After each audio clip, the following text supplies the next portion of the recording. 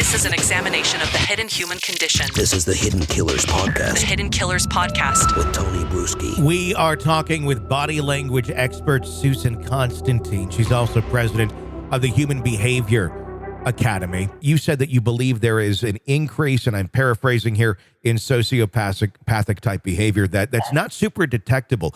I'm curious, I have my theories, and I completely agree as to why that is. When I look at it, I go, it's because people don't have the interpersonal relationships anymore. Everything's on your phone. The reactions to people, you're not having them, or there are generations of people who were brought up not ever doing that or living that or demonstrating that behavior themselves or seeing it demonstrated. That's why I feel like we're kind of getting into this world of sociopaths. What's your thoughts? We have normalized lies and deception. Yeah. And now with so much stimulus, and to your point, that is a big problem. People are not, they don't have the interpersonal skills. They're more on the internet. They have friends and communities and so forth they're communicating with. They think that their friends are all they're nothing but faux friends. Mm-hmm. But I think that there is a real move of deception. And I know that it gets really dark when you think about it. But when you see, and in fact, I've had to work a little bit on myself because I see so much of this dark stuff. Yeah. Right. And so my writer says to me, how do you decompress? And that actually was good for me because I said to me, what? I need to decompress because when you see and you think about and you see all this horrible stuff all the time, how do you then pull back and be grounded, know what's normal? Mm-hmm. So I think that with so much true crime that's out there, even your show, sure. With all of them. I'm talking about the CSI factors. We've glamorized crime. Mm-hmm. And so, these now they're considered celebrities, right? So there's a lot going on with that you've got these copycat killers, you've got these thrill seeker killers, you've got the terrorists, the killers, you've got young children now killing because of the violence that they're seeing on television. They're normal. It's like normalized, especially when you see these video games. All they're doing is shooting up people, beating each other up, raping women. Yeah. It's horrifying. Yeah. So I think that we are in a place where people are losing their sense of groundedness of what is reality mm-hmm. and humanity and feeling and emotion and relationships and connectiveness and love. All of these things are it's just becoming a very me generation. It's all about me, what I can get, what I can gain. And I'm not saying this for all of us. Truly, I'm not picking on any of your viewers. Sure. I'm saying that there are people that are mentally not stable or very impressionable, that when they have this stimulus, oftentimes I think it causes a person to become immune to the murder and death, et cetera. And we see this like even in our cases, like in Casey Anthony. I don't know if you knew this or not, but they normalized Casey because they placed her directly in front of the jury. Mm-hmm. So the jury, she looked at the jury straight on. The jury looked straight on at her for the entire 6 weeks. Yeah. So when you do that, causes a sense of familiarity, can create likability, can compassion. Now in Lori Vallow's case, it's a little different because her outward expression, she wasn't as good at hiding it or stone facing it, right? Mm-hmm. Yeah. So all her smirks and her contempt and rolling the eyes and smugness all came through, and I think that jury hated her. Mm-hmm. I think that they hated her from the very beginning, and I think it continued when they heard more and more evidence. But I do believe that there is a rise. In fact, I think you see that Dr. Phil he's already finished his last show. I've been on the show 3 times. And also on his fill in the blanks broadcast that he had, and what he was talking about is that there's such a deterioration in families that families are the society is changing and it's not going in a good direction. Yeah. So he's literally closed down his show and he's taking a new direction to focus on that. I'm not sure what it is, but I think there's a real problem in it. And I see it all the time because I have some of these kids that are coming to me because their parents are looking for a coach because in body language, hey, help me to help my kid to be a better communicator, to make better eye contact, to know how to have better interpersonal skills, to interview for college. These kids don't know. Yeah. And it's really scary. And it creates this kind of antisocial personality, dissociative personality. So I'm seeing a real rise in some mental health issues. And I think that's what's going on here. Something I wonder about with that is the way that we communicate with one another. So much of it is done through texting, through literal, not pen and paper messages, but emails, texting, things of that, where it's words on a screen. It's very easy to lie or be deceptive in that manner versus over a phone call, versus face to face. And it would be for anybody to do little, things here and there, maybe adjust this so you don't hurt the person's feelings, or so you can get away with something this way or that way.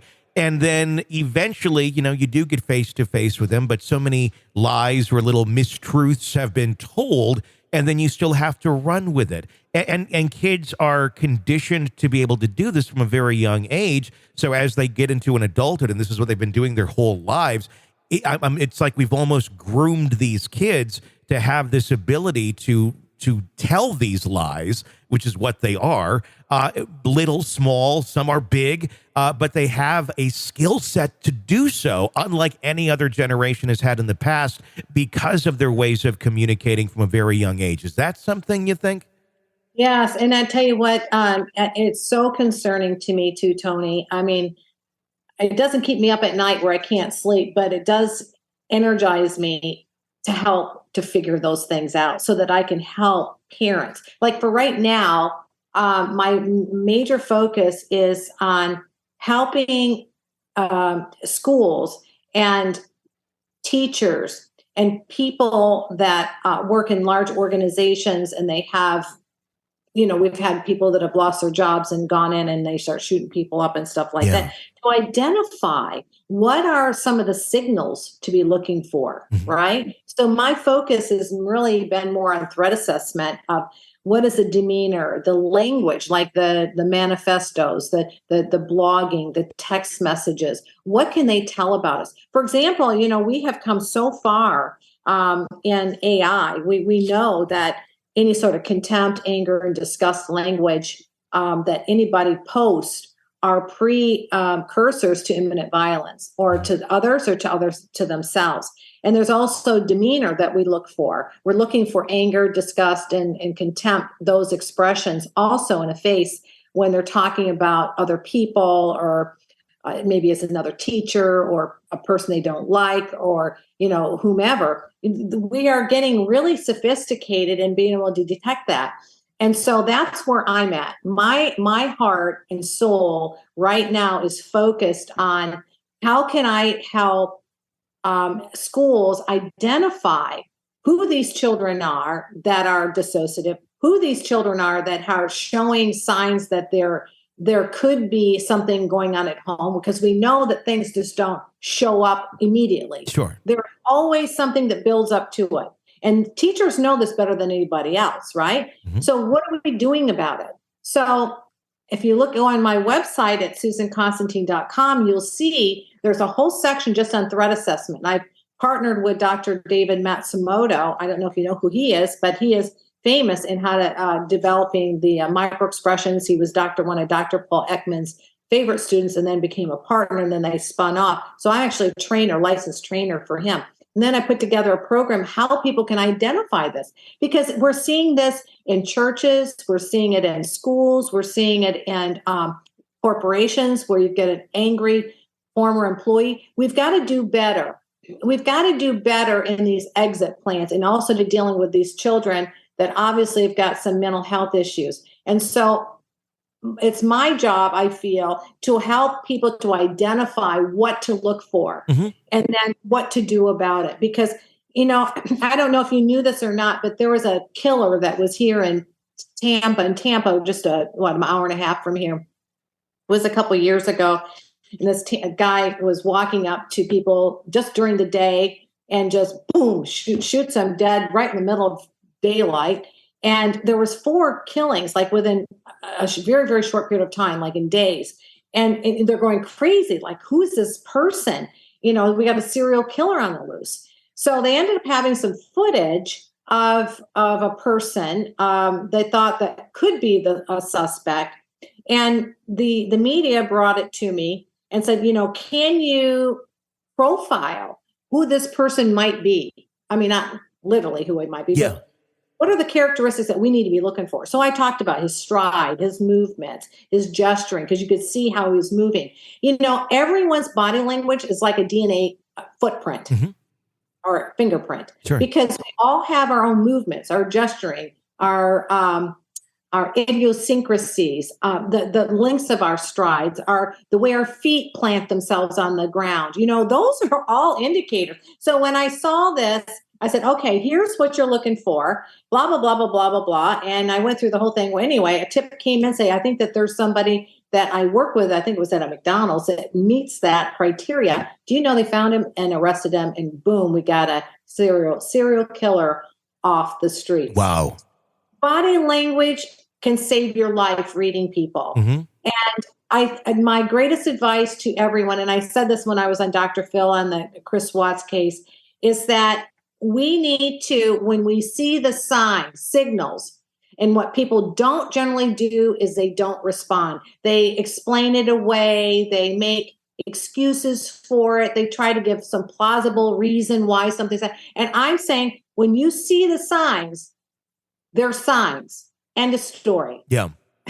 It's just like, forget the emotional part of it. You have to get away from the emotion and the attachment and look at things logically. Does it fit? Does it make sense? Is that behavior off a person's baseline? Is there something unusual happening? If you answer yes to any of those questions, then you've got a problem.